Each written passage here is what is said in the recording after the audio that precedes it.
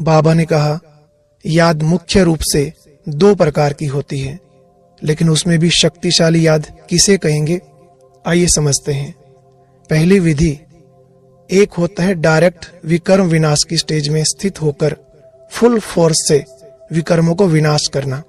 अर्थात अगर अपने को बिंदु समझ बिंदु बाप को परम धाम में याद करते हैं तो इस निराकारी बीज रूप स्थिति से बहुत जल्दी विकर्म विनाश होते हैं।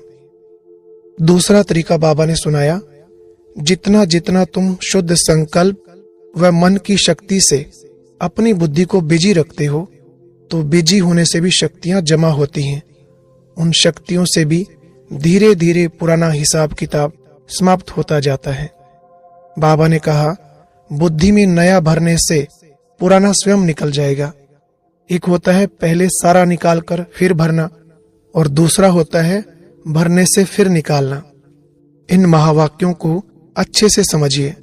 बाबा कह रहे हैं, अगर खाली करने की हिम्मत नहीं है तो दूसरा भरते जाओ, तो पहले वाला खाता आप ही खत्म हो जाएगा।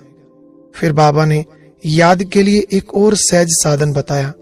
बाप दादा ने कहा, तुम दिन भर जो भी कारोबार करते हो तो ऐसा समझो मैं ईश्वरीय सर्विस पर हूँ, यज्ञ कारोबार कर रहा हूँ।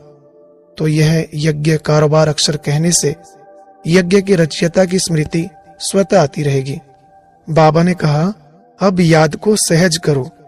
63 जन्म तो बहुत मुश्किलातें देखी, अब यह एक जन्म भी अगर मुश्किलातों में ही रहेंगे तो सहज पुरुषार्थ का अनुभव कब करेंगे। और अब यह एक बहुत अच्छी वीडियो भी जरूर देखें।